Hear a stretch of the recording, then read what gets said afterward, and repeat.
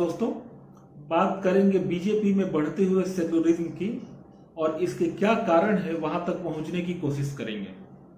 2014 में जब बीजेपी पहली बार जीत करके सत्ता में आई थी तो यह माना जा रहा था कि बीजेपी पूरी तरह से हिंदू वोटों से जीत करके आई है, क्योंकि मुस्लिम वोट तो पहले भी बीजेपी को नहीं मिले थे और नरेंद्र मोदी को कैंडिडेट ही इसलिए बनाया गया था कि गुजरात दंगों के चलते इनकी जो बदनामी हुई वह बदनामी ही इनके लिए पुरस्कार बन गया।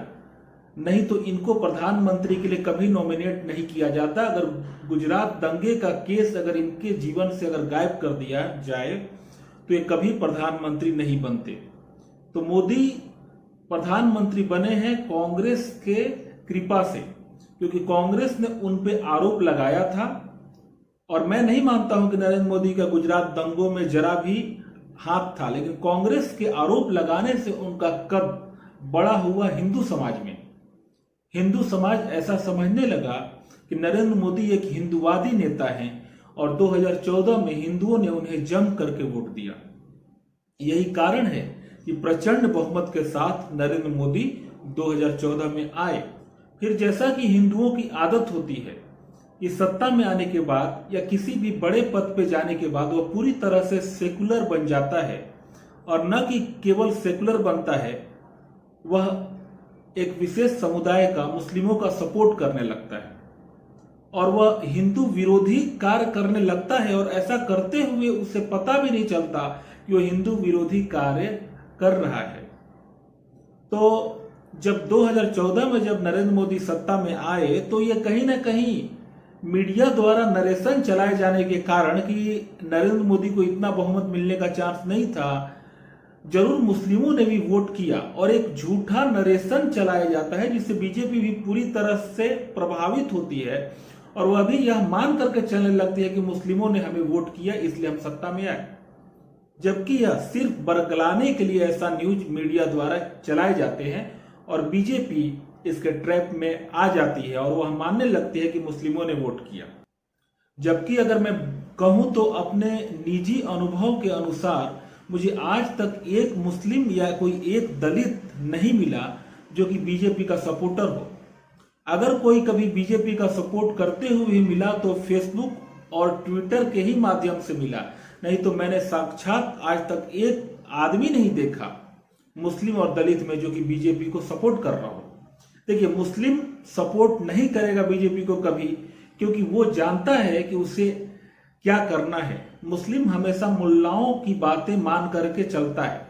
और रही अब दलितों की बात, तो दलित ऐसा मान करके चलते हैं कि बीजेपी सवर्णों की पार्टी है और पूरा दलित समाज स्वर्ण विरोधी है। वामपंथियों के द्वारा ऐसा एजेंडा चलाया गया है कि वे लोग सवर्णों को अपना विरोधी समझने लगे हैं, जबकि वास्तव में ऐसा नहीं है। सवर्ण दलितों के विरोधी नहीं है, लेकिन दलित उन्हें अपना विरोधी ही नहीं दुश्मन भी मानते हैं। तो यही कारण है कि दलित बीजेपी को वोट नहीं करते। और एक यह भी कारण है कि दलितों का झुकाव हमेशा मुस्लिमों की तरफ रहता है। वह सवर्णों के बैर के चलते वो अपने मन में ऐसा बैर रखते हैं सवर्णों के लिए और पूरे हिंदू समाज के लिए, जबकि कागज में सारे दलित हिंदू हैं, लेकिन वो हिंदू धर्म से बहुत ज्यादा नफरत करते हैं, इसलिए वो बीजेपी का भी विरोध करते हैं। तो और बीजेपी का विरोध करने के चलते वे लोग मुस्लिमों का सपोर्ट करते हैं। दोस्तों, जिस पार्टी का मुखिया जैसा होता है उसी तरह से पूरी पार्टी बन जाती है। अगर पार्टी का मेन आदमी, प्रमुख आदमी अगर सेकुलर है तो पूरी पार्टी को सेकुलर बनने में देरी नहीं लगती है, क्योंकि सब लोग उसी का अनुसरण करते हैं। अब मैं थोड़ा अब दूसरे मैटर पे आना चाहूंगा कि किस तरह से सुनियोजित ढंग से हिंदू हितों के बारे में बोलने वाले नेताओं को साइडलाइन कर दिया गया है। इसमें मैं सबसे पहला नाम लूंगा जफर सरेसवाला की, जो कि एक मुस्लिम हैं और नरेंद्र मोदी के कथित मित्र हैं। मैं इनकी मित्रता के बारे में ज्यादा नहीं जानता, लेकिन मैं यह जानता हूं कि नरेंद्र मोदी का जफर सरेशवाला के प्रति खिंचाव है। तो जफर सरेशवाला ने प्रवीण भाई तोगड़िया को साइड लाइन करवा दे दिया है, क्योंकि दोनों ही गुजरात से बिलोंग करते हैं। और यही कारण है कि आज प्रवीण भाई तोगड़िया पूरी तरह से साइड लाइन है, जिन्होंने अपना पूरा जीवन हिंदू हितों के लिए लगा दिया।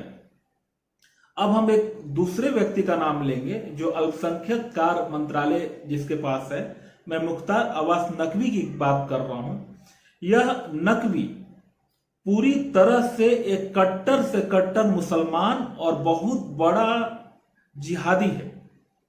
यह पूरी तरह से दिल से मुस्लिम हितों के लिए ही काम करता है। और हम एक तरह से देखें कि एक अल्पसंख्यक मंत्री को ऐसा होना चाहिए, और इसने किसी भी तरह से नरेंद्र मोदी को अपनी ओर लट्टू कर लिया है। नरेंद्र मोदी मुख्तार अब्बास नकवी पर मंत्रमुग्ध हैं और मुख्तार अब्बास नकवी ने गिरिराज सिंह को साइड लाइन करवा दिया है। अब आप कहीं नहीं पाएंगे कि कहीं भी गिरिराज सिंह का कोई भी बयान आया हो, क्योंकि एक बार पिछली बार जब गिरिराज सिंह ने कुछ बयान दिया था तो इस मुख्तार अब्बास नकवी ने टीवी पर बोला था कि गिरिराज सिंह अंजाम भुगतने को तैयार रहे। अब आप सोचिए कि दोनों एक ही मंत्रालय में हैं, तो एक नेता दूसरे नेता के बारे में ऐसा कैसे बोल सकता है, और यह भी कैसे हो सकता है कि यह बोलने के चलते उस नेता पर कोई कार्रवाई न हो। लेकिन ये नरेंद्र मोदी इसे दाहिना हाथ मानते हैं। नरेंद्र मोदी का सबसे मेन और प्रमुख आदमी है, जिसके चलते पूरी पार्टी आज सेकुलर बन गई है। अब हम बात करेंगे इंद्रेश कुमार की। यह तो एक आरएसएस के प्रचारक हैं, लेकिन अगर इन्हें मुस्लिम प्रचारक भी बोला जाए तो गलत नहीं होगा। इन्होंने मुस्लिम राष्ट्रीय मंच की स्थापना की, यह उसमें सह संयोजक रहे हैं। इसकी स्थापना 2002 में हुई थी और इनका मुस्लिमों के प्रति खिंचाव है। यह मुस्लिम धर्म से बहुत प्रेम करते हैं और मुस्लिम राष्ट्रीय मंच की जो स्थापना की थी, कथित रूप से यह बोल करके इसकी स्थापना की गई थी कि मुस्लिमों के अंदर से कट्टरवाद खत्म की जाएगी। लेकिन मुस्लिमों की कट्टरवाद खत्म करना तो दूर, ये लोग ही कट्टर मुस्लिम बनते जा रहे हैं। और मैं ये दावे के साथ बोल सकता हूं कि अगर इंद्रेश कुमार लगातार आने वाले और 2-3 साल अगर आरएसएस में महत्वपूर्ण पद पे रहे तो इस संस्था का पूरी तरह से इस्लामीकरण हो जाएगा, क्योंकि आरएसएस के प्रचारकों में एक गलत संदेश जा रहा है। अब वो लोग भी जैसे जिस पार्टी का प्रमुख जैसा रहेगा, पूरी की पूरी पार्टी भी उसी तरह से बन जाती है। तो इस संस्था का इंद्रेश कुमार इस संस्था के एक प्रमुख आदमी हैं और ये पूरी की पूरी पार्टी का खिंचाव मुस्लिमों की तरफ बढ़ता जा रहा है। तो अगर इंद्रेश कुमार को वक्त रहते साइडलाइन नहीं किया गया तो आरएसएस का इस्लामीकरण हो जाएगा। दोस्तों, आरएसएस की एक सहयोगी संस्था है जिसका नाम सेवा भारती है। इस लॉकडाउन के दौरान वह जरूरतमंदों के बीच राहत सामग्री पहुंचा रही है, लेकिन उनके राहत सामग्री ज़्यादा से ज़्यादा मुस्लिम इलाकों में और मुस्लिमों के ही बीच पहुंचाए जा रहे हैं, क्योंकि पार्टी का प्रमुख जैसा रहेगा, किसी संस्था का प्रमुख जैसा रहेगा, पूरी पार्टी या पूरी संस्था उसी तरह से बनते जाती है। यही बीजेपी के भी साथ हुआ है और यही आरएसएस के भी साथ हुआ है, क्योंकि दोनों का जो गठन हुआ था हिंदुवाद को ही लेकर के हुआ था। तो अगर आरएसएस को बचाना है तो इंद्रेश कुमार को साइडलाइन करना बहुत जरूरी है। अगर इसको साइडलाइन नहीं किया गया तो आरएसएस का पतन हो जाएगा, क्योंकि इतिहास गवाह है कि जो भी संस्था या पार्टी अपने विचारधारा से अगर समझौता कर ले तो उसको पतन होने से कोई नहीं रोक सकता है। धन्यवाद दोस्तों। अगर वीडियो पसंद आए तो लाइक करें, शेयर करें और चैनल को सब्सक्राइब करें।